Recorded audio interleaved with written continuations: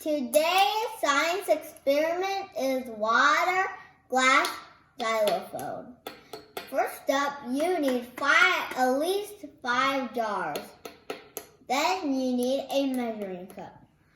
Then you need at least 2 spoons to play the music and water to fill up the measuring cup and food coloring.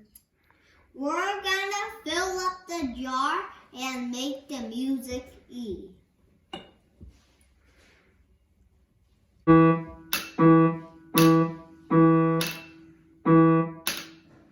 Next up, we're gonna put food coloring into the jar to make it more fun.